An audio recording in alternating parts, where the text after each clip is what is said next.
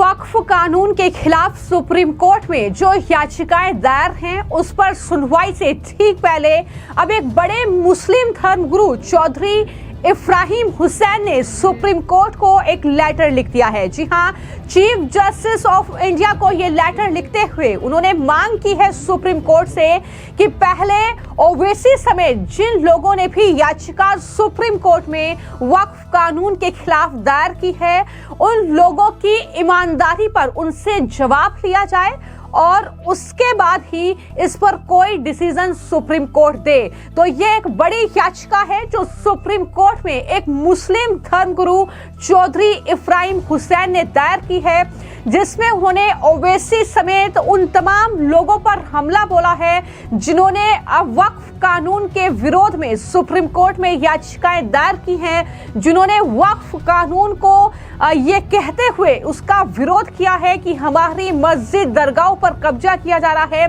तो उन पर ये मुस्लिम धर्मगुरु भड़के हैं और ये कहा है कि पहले उन लोगों की ईमानदारी पर सुप्रीम कोर्ट जवाब ले जिन्होंने याचिका दायर की है, वो अपनी ईमानदारी सुप्रीम कोर्ट में साबित करें। उन्होंने ये भी कहा कि कुरान दरअसल ये बातें कहता है और इसलिए वो सुप्रीम कोर्ट को ये लेटर लिख रहे हैं। तस्वीरें आप देख रहे हैं जब उन्होंने सुप्रीम कोर्ट को एक लेटर लिखा है जिसमें ये तमाम बातें कही हैं। तो इस तरीके से मुस्लिम धर्मगुरु इब्राहिम ने क्या कुछ कहते हुए Owaisi all India Muslim personal law board के तमाम मेंबर्स और साथ ही विपक्षी दलों के वो नेता जो लगातार इस वक्फ कानून के विरोध में सुप्रीम कोर्ट जाने की बात कर रहे हैं उन पर हमला बोला है और क्या कुछ कहा है, जरा सुनिए। माननीय मुख्य न्यायमूर्ति महोदय, माननीय सुप्रीम कोर्ट दिल्ली के लिए हमने एक पत्र भेजा है जिसमें हमने निवेदन किया है कि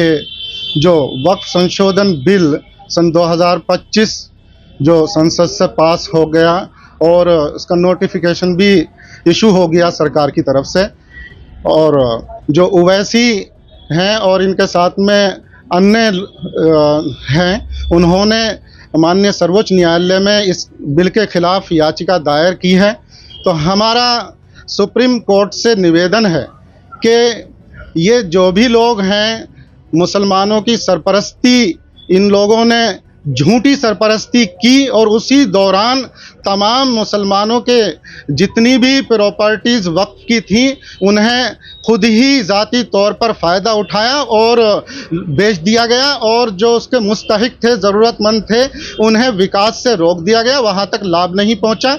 और सच्चर कमेटी की रिपोर्ट के अनुसार 12,000 करोड़ की आय जो वक्फ प्रॉपर्टीज से होती उसका कोई पता नहीं, और तमाम वक्फ प्रॉपर्टीज पर इन लोगों ने कब्जे कराए, इनकी सरपरस्ती के दौरान कब्जे हुए। तो हम माननीय सर्वोच्च न्यायालय से यह निवेदन कर रहे हैं कि पहले इन लोगों की ईमानदारी पे जवाब लिया जाए या अपनी ईमानदारी साबित करें, क्योंकि कुरान में अल्लाह ने आदेश दिया है कि मुसलमानों की सरपरस्ती करने के लिए ईमानदारी होना बहुत ज़रूरी है।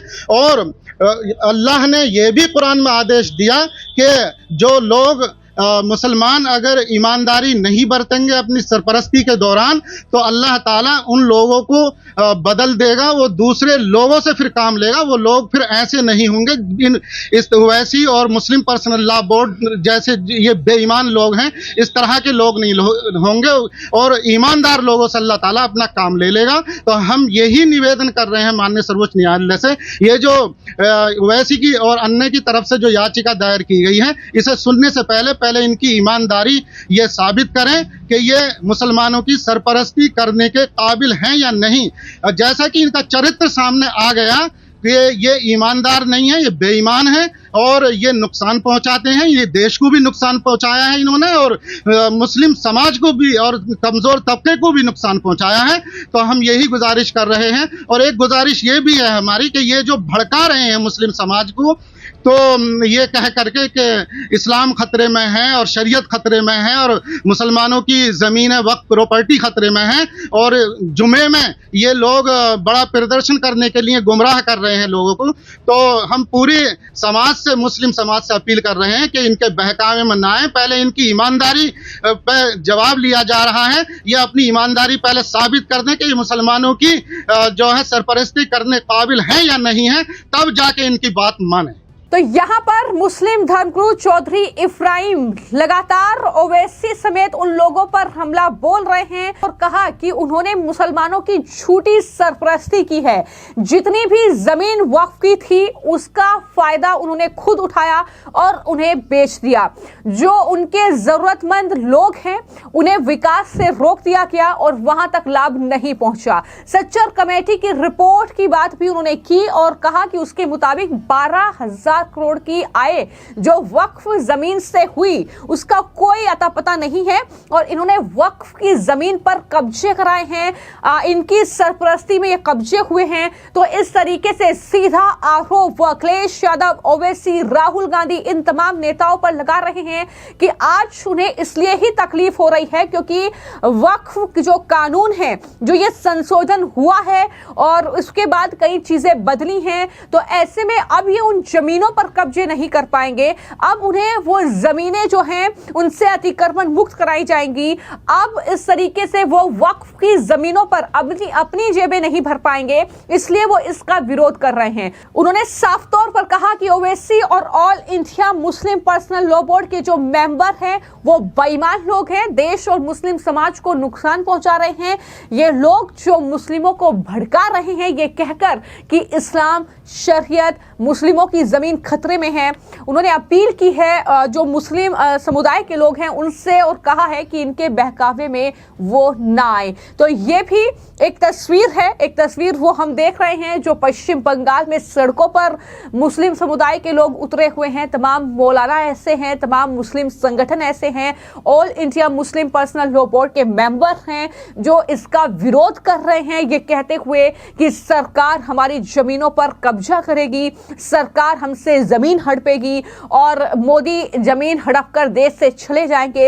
ये तमाम बातें की जा रही हैं, लेकिन वहीं पर ऐसे भी मुस्लिम धर्मगुरु हैं, ऐसे भी मौलाना हैं जो इस कानून का समर्थन कर रहे हैं और ये कह रहे हैं कि जो कुरान में लिखा हुआ है कि गरीबों के लिए काम करके और जो इस्तेमाल उस जमीन का होना चाहिए था, अब इस कानून के आने के बाद वो होगा। ये लगातार उनकी तरफ से कहा जा रहा है। हालांकि जिस तरीके से मुर्शिदाबाद में हिंसा भड़की, जिस तरीके से अखिलेश यादव का बयान सामने आया कि अपनी कमियों को छिपाने के लिए ये कानून लाया गया है, हम सुप्रीम कोर्ट जाएंगे, उस पर भी दरअसल मुस्लिम धर्मगुरु चौधरी इफ्राहिम ने जवाब दिया है और क्या कहा है सुनिए। वक्फ संशोधन बिल को लेकर के जिस तरह से मुर्शिदाबाद में पथराव हुआ है, ये तो ऐसा ही है जैसे कि चोरी और फिर उसके ऊपर से सीना जोरी करना, उल्टा चोर कोतवाल को ही डांटे। तो इन्हें अभी ये अकल तो आ नहीं रही, ये संशोधन बिल क्यों लाया गया।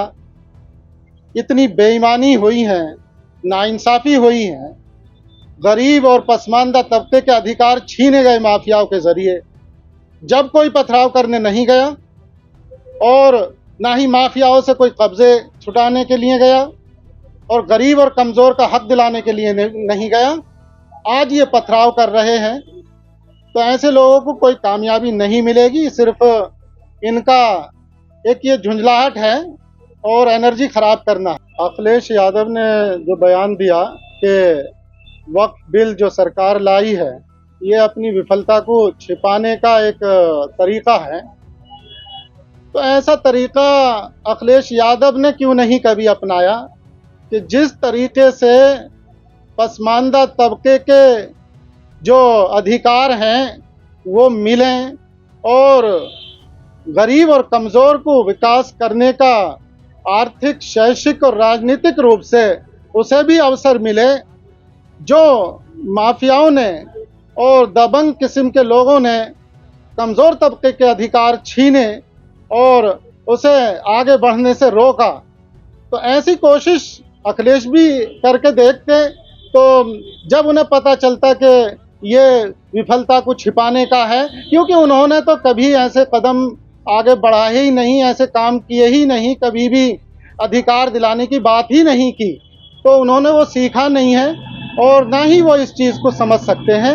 और उनकी तो मानसिकता ही गरीबों को जो है दबाने की है, और जो दबंग हैं वही मानसिकता कांग्रेस की भी है। और अब इनके दिन खत्म हो चुके हैं और इंसाफ कायम होगा, वो भी समानता के साथ। वक्फ संशोधन बिल को लेकर के महामहिम राष्ट्रपति की तरफ से भी मंजूरी मिलने के बाद में अब केंद्र सरकार ने गजट जारी कर दिया। तो देखिए, अल्लाह ने मोदी हुकूमत से ये बहुत बड़ा काम लिया और इस बिल के ज़रिए से जो गरीबों के पसमानदा तबके के अधिकार दबंगों ने छीन लिए थे, अब आकर के काम शुरू हो जाएगा और कमज़ोर तबके को उसका लाभ मिलना शुरू हो जाएगा। वो भी मुख्य धारा में आकर अपना विकास करना शुरू कर देंगे। लेकिन इसमें एक बात जाहिर हुई कि जो बेईमान और तानाशाह थे और जो कमज़ोरों का हक मार के पूरी मुस्लिम कम्युनिटी को धोखा दे रहे थे, आज उनका पर्दाफाश हो गया। आज उनकी कहीं सुनी नहीं गई और अल्लाह ने उनके चेहरे बेईमानों की तरह साबित कर दिए। वो अब सिर्फ उन्हें सज़ा मिलने का टाइम है, क्योंकि जब कोई अपराध किया जाता है, जब किसी का हक मारा जाता है तो उसकी सज़ाएं भी होती हैं। तो अब हम तो यही मानते हैं कि इन्हें अब सज़ा भी मिलेगी आगे आने वाले टाइम। तो एक तरफ सुप्रीम कोर्ट में वक्फ कानून के विरोध में जो याचिकाएं दायर हुई हैं, जिस पर 16 अप्रैल को सुप्रीम कोर्ट में सुनवाई होगी, उसमें all India Muslim personal law board की याचिका है, उसमें ओवैसी की याचिका है, इसके अलावा कांग्रेस पार्टी से लेकर कई अन्य लोगों ने याचिकाएं दायर की हैं। लेकिन वहीं पर मोदी सरकार ने भी, यानी केंद्र सरकार ने भी सुप्रीम कोर्ट में याचिका लगाई है और ये कहा है कि हमारी बात सुने बगैर कोई फैसला सुप्रीम कोर्ट ना दे। और अब इस तरीके से सुप्रीम कोर्ट को ये लेटर भी लिखा जा चुका है। लेकिन देखना यह होगा कि आखिर सुप्रीम कोर्ट अब इस मामले पर क्या फैसला लेता है, क्या सुनवाई होती है, क्या कुछ टिप्पणियां की जाएंगी। जो दरअसल इसका विरोध कर रहे हैं उन्हें कोई राहत मिलेगी या उनकी मुश्किलें बढ़ती नजर आएंगी या उन्हें पूरी तरीके से निराशा हाथ लगेगी, ये देखना होगा जब सुप्रीम कोर्ट में इस मामले पर सुनवाई होगी। फिलहाल आपकी इस खबर को लेकर क्या राय है, हमें कमेंट बॉक्स में जरूर लिखें। धन्यवाद।